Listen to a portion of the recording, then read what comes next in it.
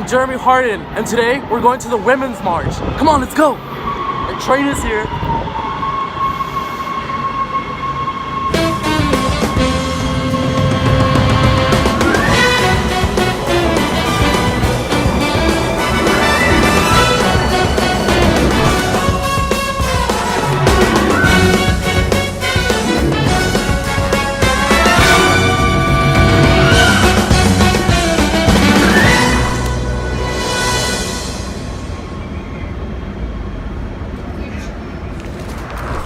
Hello ladies and gentlemen, I'm here at downtown LA, but not any part of downtown LA. I'm actually at the City Hall of downtown LA. So today is actually Women International Strike Day, and I came here because there's supposed to be a strike or something like that, and it seems like nobody's out here, but just the citizens of LA. See, usually in downtown LA, when there's protests, strikes, or any kind of event, they'll usually protest in front or strike in front of the City Hall. Yet, there's nobody out here. No women, nobody. Not even pedestrians or cars. Oh wait, there's one. You know, this is pretty funny because I'm supposed to have a report about Women International Strike Day, but no women is out here. And it's supposed to be today, like seriously. As the day went by, I kept on looking for a protest, or at least a group of people, but I couldn't see anything until a lady told me I was on the wrong street. So apparently, I had the wrong address. I was in front of the City Hall, but actually it's not in front of the City Hall. It's by the police station. From a distance, I could hear a woman saying something on a microphone. It was really hard to understand since the wind circuit was blowing on the different side. Anyways, as soon as I got closer, I could hear the woman's speech could become clearer and clearer. Later on, the crowd cheered, and as soon as I got there, she began to play her instruments.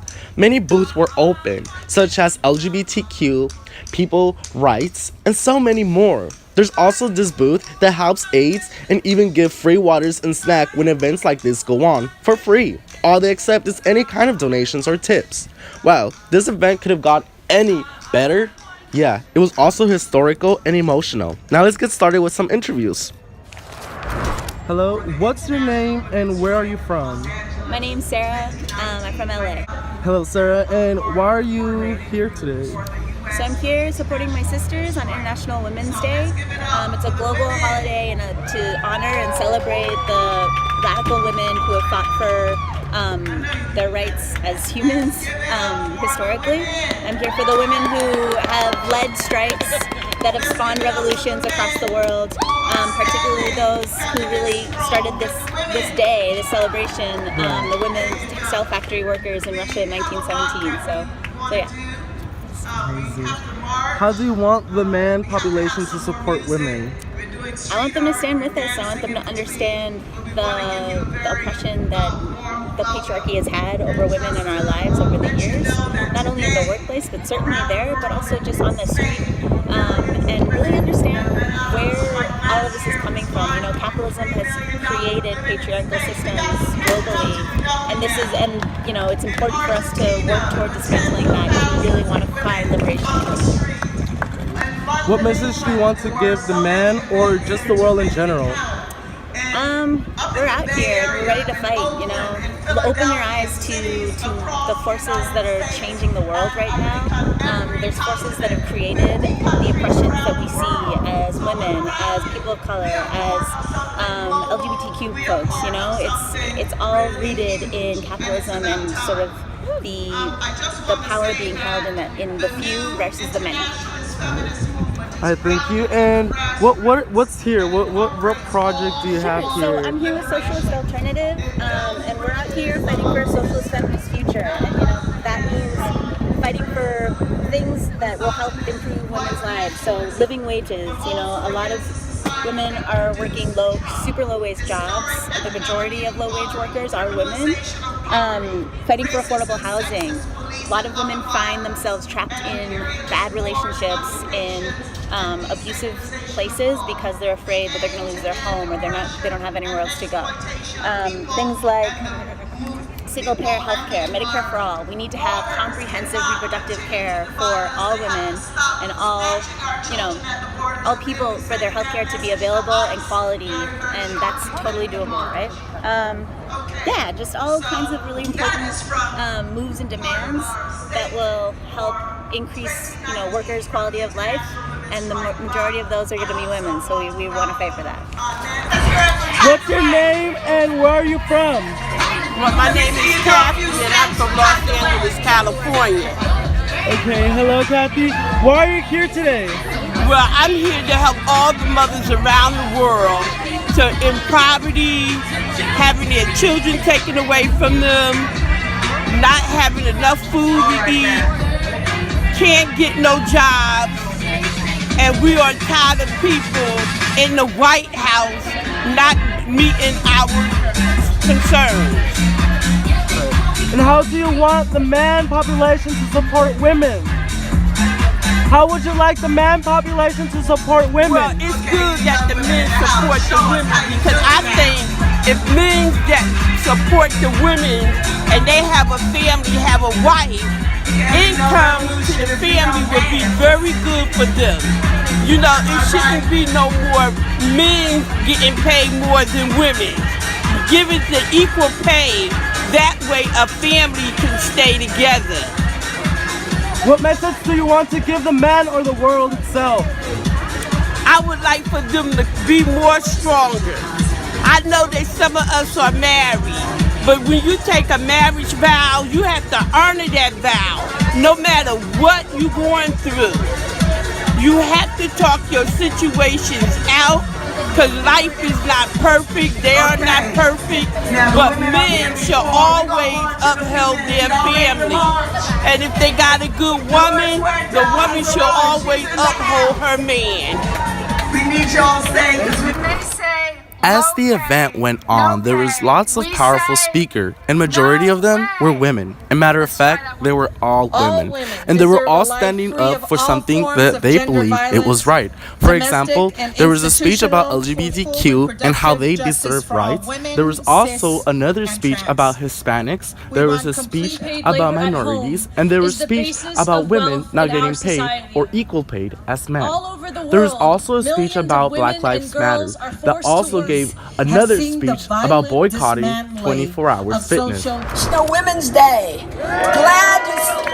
We are glad to see everyone. Representing Black Lives Matter, I am giving our call to action. Our call to action. We must stop the epidemic of questionable killings of Black people by law enforcement. We are currently asking you to stand up and speak out in support of California Assembly Bill 392, which when passed will make it easier to prosecute police after questionable shootings by changing the standard for the justifiable use of deadly force. So, contact your California state representative and say yes to AB 392. Say it with me. Yes to AB 392. Yes to AB 392. Next thing on our call to action is cancel your membership at 24-hour fitness. That's right. All right. And tell everyone you know to cancel. Cancel in the names of Albert Ramon Dorsey and Dennis Todd Rogers, 2 Black men who were murdered by law enforcement as a result of their membership and their interaction with 24-hour fitness at the Hollywood location and at the Ladera Heights location. 24-hour fitness called the police on them instead of trying to mediate and resolve a dispute. Go to our website, boycott24.com, for more information. And let me repeat that, say it with me. Boycott24.com. Boycott24.com. And then last and certainly not least, remember to speak out against District Attorney Jackie Lacey. She's been in office over 6 years, and during that time, 450 residents of the county of Los Angeles have died at the hands of police. She's failed to prosecute them until a few months ago when she charged one sheriff, again because of the pressure that we have placed on her and because of her desire to run against. So show up every Wednesday at 4 o'clock at the Hall of Justice down the street, 211 West Temple, to say, Jackie Lacey must go. Repeat it. Jackie Lacey must go. Jackie Lacey must go. Jackie Lacey must go. And we'll say, Black lives, they matter here. Black lives, they matter here. Black lives, they matter here. Black lives, they matter here. Ashe. Ashe.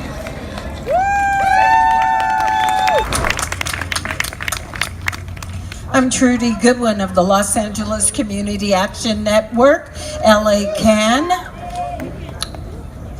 Full social provisioning. Decades of neoliberal policies have seen the violent dismantling of social provisioning that has affected all women. While our work lives have been made increasingly precarious, social services that might have provided a safety net against such harsh exploitation of labor have either been attacked or removed completely. Against these attacks, we demand an expansive restructuring of the U.S. welfare system to serve the needs of the majority, such as universal health care, robust unemployment and social security benefits, housing, food security, free education for all. Welfare is a human right. We demand that the welfare system work to support our lives rather than shame us when we access such rights.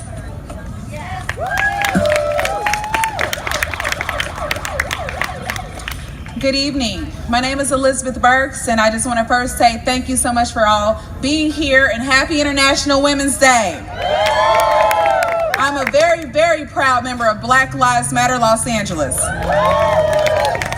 Against the open white supremacists in the current government and the far right and anti-Semites that have given confidence to, we stand for an uncompromising anti-racist and anti-colonial feminism. We strike to end the targeting of Black and brown, Indigenous and Native women and girls by capitalism for racialized and gendered exploitation.